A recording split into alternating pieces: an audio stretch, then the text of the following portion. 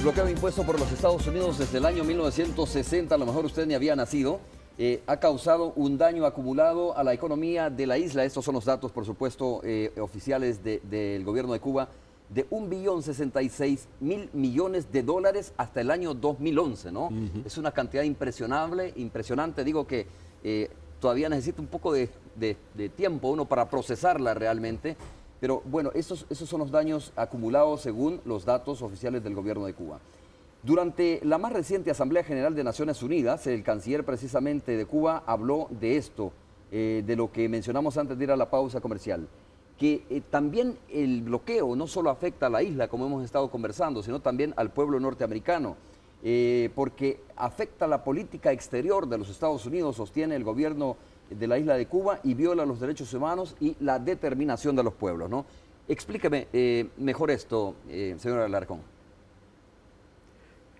Los norteamericanos, como le decía antes, pueden viajar a todas partes, excepto a Cuba. Los norteamericanos no pueden comprar ningún producto cubano. Claro, la economía cubana no es tan poderosa como la norteamericana, pero hay algunos productos que nosotros producimos y ellos no. Por ejemplo, algunas vacunas. Hay vacunas que Cuba distribuye, que vende en América del Sur, en Europa, pero los norteamericanos no pueden usarlas. Entonces hay alguien, allá no serán millones y millones, pero hay algunas personas a las que les vendría muy bien poder usar un tratamiento con productos cubanos que están prohibidos para ellos.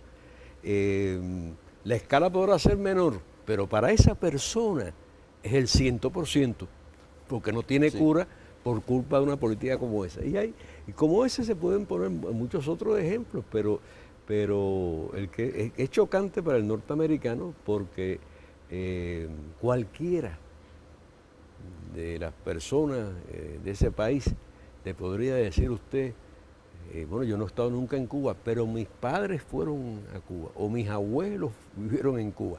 O sea, hubo una relación muy fuerte, muy intensa, normal, como dos vecinos, de las cuales ellos no pueden hacer uso ahora. Me parece que con el andar del tiempo, poco a poco, son más los norteamericanos que comprenden eso, que se dan cuenta y les molesta. Y algún día eso tendrá el efecto esperable, ¿no? Que es que se levante Claro, cuando usted busca, digamos, como la contraparte, ¿no? Los argumentos de la contraparte, señor Alarcón, se encuentra con declaraciones como la siguiente, ¿no? Que el bloqueo sirve como una herramienta, dice el gobierno de los Estados Unidos, para mantener el respeto a los derechos humanos en la isla, y habla también de que el bloqueo es la excusa del gobierno de la isla de Cuba precisamente para justificar su pobre desarrollo económico. Perfecto. Si todo se trata de una excusa nuestra, está en las manos de ellos quitarnos la excusa. Se lo dije una vez a un periodista en Estados Unidos, pero ya se resolvió el problema, así que es una excusa de Cuba. ¿Por qué ustedes no lo levantan, digamos, por un año? Ni siquiera cambian la política. Digo, vamos a quitarle la excusa por un año a ver qué pasa. Los cubanos van a llorar, se van a molestar si les quitan el bloqueo, por supuesto que no. Mira, una de las... decir que mejora los derechos humanos en Cuba es una barbaridad. El bloqueo es una violación, es la mayor violación a los derechos humanos de todo el pueblo de Cuba. Y fue concebido para eso, para hacer sufrir a la gente en Cuba, para causarle dolor, desesperación, para lograr que así derrocaran al gobierno. En el término de los derechos humanos, imagínate tú, ese es uno de los grandes chistes más macabros de la política norteamericana. Por el mundo entero, Estados Unidos viola los derechos humanos y hace barbaridades y apoya a regímenes que hacen barbaridades y a nadie se le ocurre ponerles un bloqueo a esos países. En Cuba solo se violan los derechos humanos a todo el pueblo por el bloqueo norteamericano y a un grupo de infelices que están retenidos en un pedazo del territorio cubano que es la base, la bahía de Guantánamo, que es famosa en el mundo entero ya por otra razón. Pero miren esto de las excusas. Anoche mismo, aquí al llegar a San Salvador, yo estaba viendo en algunos programas de televisión, ¿cuál es la noticia de La Habana ayer? Las conversaciones de paz entre el gobierno de Colombia y la guerrilla colombiana. Búscate el último documento del Departamento de Estado justificando la política de Estados Unidos contra Cuba. Uno de los argumentos es que Cuba apoya supuestamente el terrorismo. Ejemplo, la conducta de Cuba en Colombia. Que se lo pregunten al presidente Santos, que nos acaba de agradecer una vez más la cooperación de Cuba en estos esfuerzos de paz en ese país. El hecho de haber prestado su territorio para acercar la paz. La reunión tiene lugar hoy en La Habana y Estados Unidos sigue hablando de que Cuba participa en ese conflicto de una manera negativa. Eso no se lo cree nadie, excepto algunos en Estados Unidos que, como no tienen libertad verdadera, su gobierno les dice esa mentira, como lo dicen muchas otras, pero no se enteran de la verdad, porque no lo ven en un programa de televisión, no se los explican sus periodistas. Es una sociedad muy peculiar, se creen que son el paradigma de libertades, etcétera, cuando en realidad son el hazmerreír para mucha gente. Pero, Alarcón, ¿y hay organismos independientes, instituciones independientes, sobre todo digo organismos que den fe realmente de esto? ¿Qué tan abierto es Cuba? ¿No? Permítame la pregunta, ¿qué tan abierto es Cuba para, por ejemplo, ingresar y tutelar que realmente se respetan los derechos humanos y obviamente evidenciar que Estados Unidos no tiene la razón en esto? Bueno, en primer lugar, nosotros no tenemos que pasar una clase y ser aprobados en un examen, y mucho menos por un profesor tan desprestigiado como es Estados Unidos. Ahora, ¿quieren testimonio? Permítanle a su pueblo que vaya a visitar Cuba y que pueda ver con sus propios ojos. O que le pregunten a los canadienses, que le pregunten a los europeos, que le pregunten a los latinoamericanos que van allá. Que le pregunten a los cubanoamericanos, a los cubanos residentes en Estados Unidos. Esa es otra gran mentira que se ha repetido mucho. Que esta política obedece a los intereses y a los puntos de vista de los cubanos que viven en Estados Unidos. Chicos, ¿y por qué este año 300.000 exilados cubanos, como hasta ahora, y todavía el año no se ha acabado, han visitado su país de origen, están en Cuba, tienen miedo, creen que hay represión, que hay problemas, que ellos se fueron huyendo de Cuba, según la propaganda norteamericana? El segundo grupo de visitantes a Cuba, después de los canadienses, es los cubanos que residen en Estados Unidos. Tan fuerte es la intención, la voluntad de esos cubanos de mantener vínculos con su patria, que Estados Unidos, el gobierno, que no le permite a sus ciudadanos viajar a Cuba, tuvo que hacer una excepción con los que son de origen cubano, que le prohíbe a los norteamericanos tener transacciones comerciales o económicas con Cuba, pero le permite a los que son de origen cubano enviar remesas y mantener vínculos económicos con su país de origen. ¿Por qué lo hacen? Por la presión de los cubanos, que cada vez más son la fuerza principal dentro de Estados Unidos, que está presionando para levantar el bloqueo. Sin embargo, todos los días uno tiene que soportar, leer en medios llamados informativos norteamericanos la supuesta idea de que esa política se mantiene en interés de esos cubanos, que vayan a Miami a decírselo a ellos. Cubanos que, según usted, sí han ido a la isla, ¿no? No, han regresado a la isla. Usted quiere visitar Cuba, averigüe ver las conexiones aéreas, de dónde vuelan más vuelos a La Habana, de la ciudad de Miami, y después de Los Ángeles, y después de Nueva York, pero de Miami. En algunos momentos del año hay no uno, no dos, no tres, 10 vuelos diarios de Miami a Cuba. donde no pueden montarse en esos aviones norteamericanos porque lo prohíbe la ley. ¿Quiénes viajan allí? Puros cubanos, pues, cubanos o descendientes de cubanos, personas de origen cubano, supuestamente enemigos de la Revolución Cubana, pero son la principal fuente de viajeros, de visitantes a nuestro país. No importa, la propaganda sigue diciendo esas tonterías, esa supuesta leyenda, pero basta ir al aeropuerto de Miami y ver para dónde van los aviones. Pero permítame reiterar la pregunta, señora Larracón.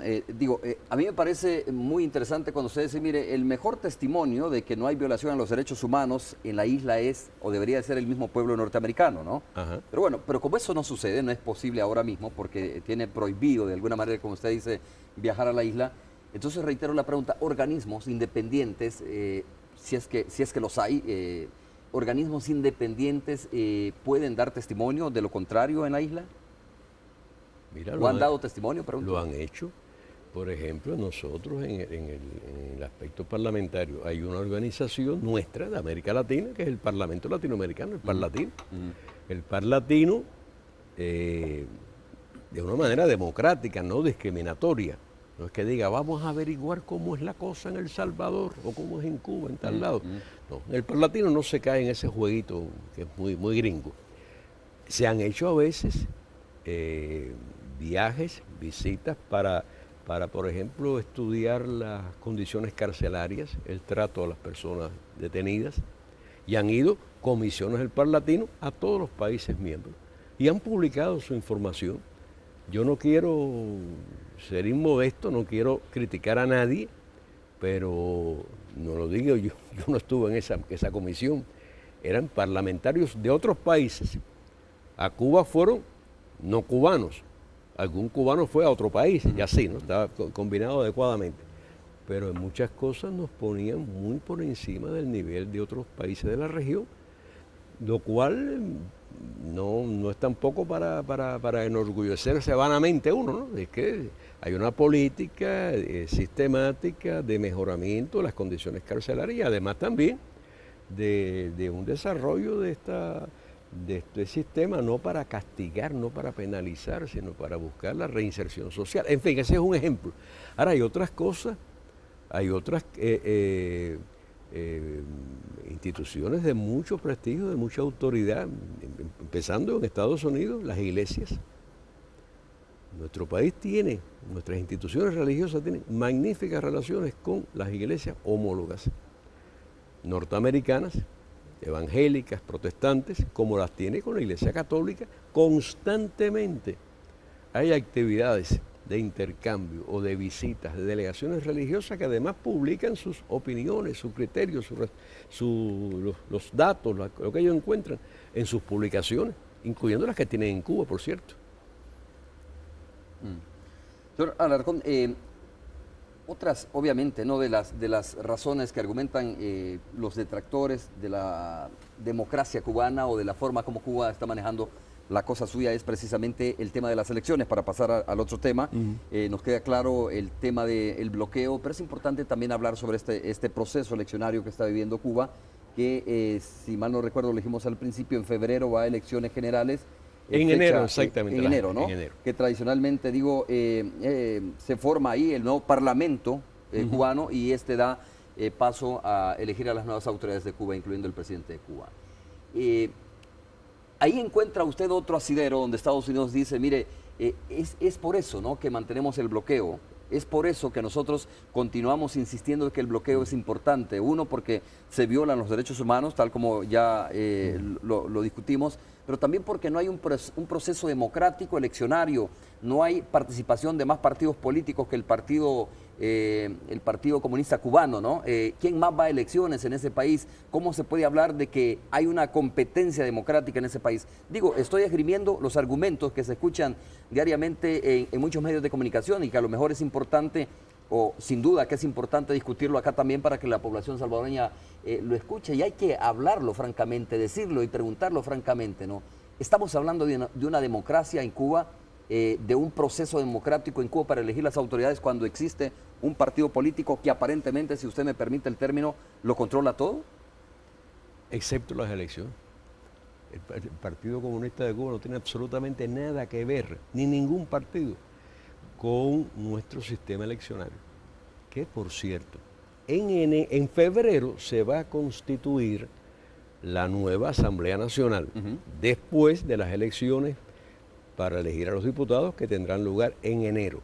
Pero nosotros estamos en elecciones desde el verano pasado.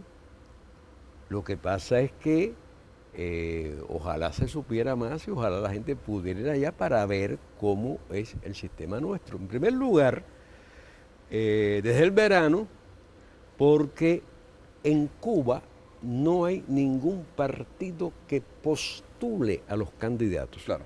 Los candidatos los postula la gente, ella misma directamente. Entonces, desde el verano para acá, oye, hemos tenido más elecciones posiblemente que en ninguna parte del planeta. ¿Por qué?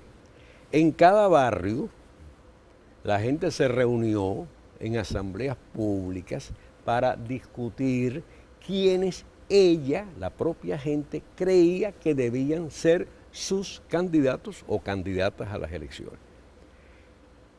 Entre esas personas electas como candidatos por la gente, no por un aparato, no por una maquinaria, no por una institución, que cada cual tiene sus tradiciones, en otras partes existen esos aparatos que es lo que se llaman los partidos políticos, los partidos electorales. Bueno, la gente directamente, actuando como si toda ella fuera un partido, o millones de partidos, propone y decide quién va a ser su candidato. Y después, en octubre, el 21 de octubre, tuvimos las elecciones municipales en las que la gente, mediante voto libre y secreto, escogió entre esos candidatos que estaban puestos en esas boletas porque la misma gente los había propuesto.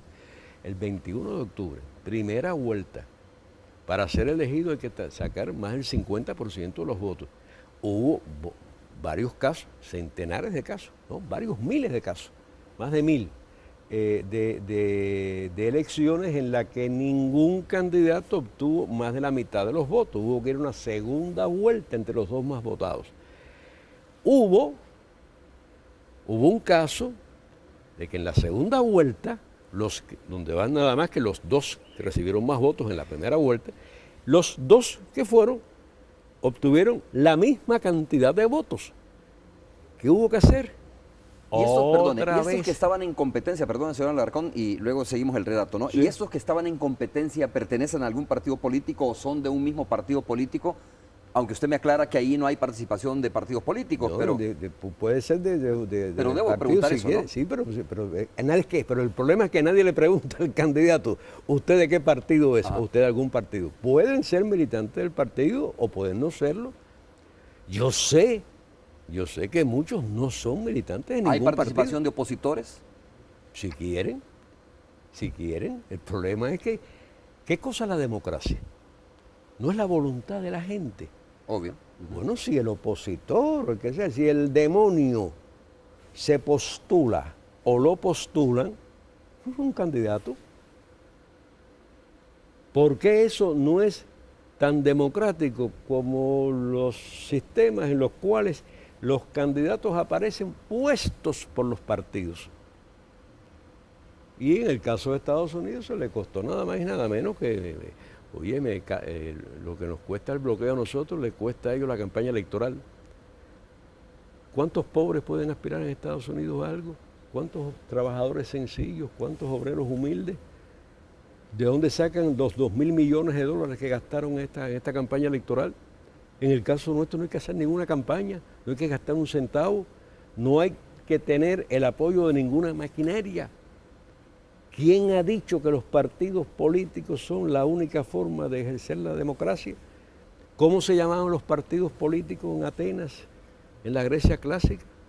¿Qué partidos políticos eligieron a George Washington o a los primeros presidentes de Estados Unidos?